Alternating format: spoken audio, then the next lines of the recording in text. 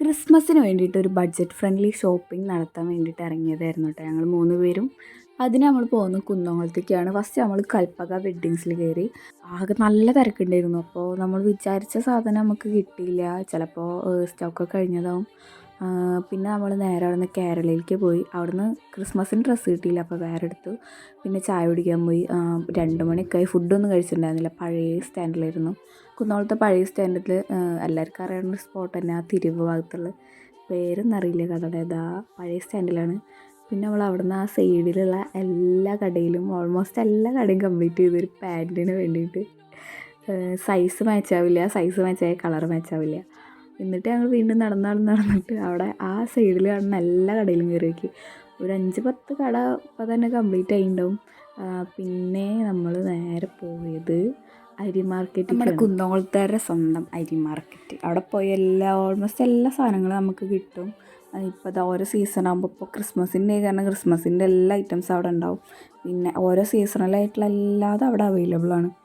നമുക്ക് എന്ത് സാധനം ആവശ്യമുണ്ടെങ്കിലും എവിടെയും കിട്ടിയില്ലെങ്കിൽ ലാസ്റ്റ് പോവുക പിടിക്കുക. പിന്നെ വിചാരിക്കും ആദ്യം തന്നെ പിടിക്കുക വന്നാൽ മതിയിരുന്നില്ല വിചാരിക്കും. അവിടെ നിന്നപ്പോൾ കണ്ടാട്ടോ അതൊരു ക്രിസ്മസിൻ്റെ എന്താ സ്നോ ഇങ്ങനെ വീണ പോലത്തെ ഒരു അപ്പൂപ്പനൊക്കെ ഉള്ളിൽ നിന്നിട്ട് നേരിട്ട് കാണാൻ നല്ല രസമുണ്ടായിരുന്നു. ആ സ്ക്രീനിൽ കാണാൻ ഉണ്ടോ എനിക്കറിയില്ല. അവിടുന്ന് നമ്മൾ ക്രിസ്മസിൻ്റെ ഫോട്ടോഷൂട്ടിന് വേണ്ടിയിട്ടുള്ള തൊപ്പി അങ്ങനത്തെ ഐറ്റംസൊക്കെ വാങ്ങിച്ചു.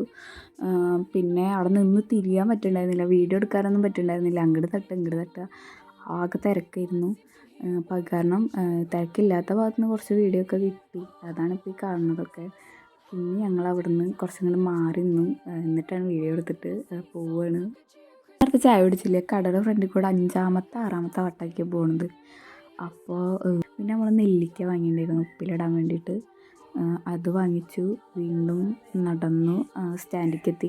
പുതിയ സ്റ്റാൻഡിലേക്ക് എത്തിയപ്പോഴാണ് നമ്മൾ ത്രെഡ് ചെയ്യാൻ വിചാരിച്ചിട്ടുണ്ടായിരുന്നു. സ്റ്റാൻഡിൻ്റെ അടുത്ത് അവിടെ ആ ബ്യൂട്ടി പാർലർ നോക്കിയപ്പോഴാണ് കണ്ടത്, അവിടെ നേരെ ഓപ്പോസിറ്റ് സ്ട്രോബെറി പറഞ്ഞിട്ടുള്ളൊരു പാർലർ ഉണ്ടായിരുന്നു. നമ്മൾ നേരെ അങ്ങോട്ട് പോയി ത്രെഡ് ചെയ്ത് പോകുന്നു. നല്ല തിരക്കുണ്ടായിരുന്നു കേട്ടോ. അപ്പോൾ കഴിഞ്ഞപ്പോൾ ഒരു 6 മണിക്കായി. നമ്മൾ 6 മണിക്ക് ബസ് ഉണ്ടായിരുന്നു. അപ്പോൾ ബസ്സിൽ കയറി വീട്ടിൽ പോന്നു. അപ്പോൾ ഇരുട്ടായി. Okay bye. ഇഷ്ടപ്പെട്ട സപ്പോർട്ട് ചെയ്യുക, സബ്സ്ക്രൈബ് ചെയ്യാൻ മറക്കല്ല കേട്ടോ.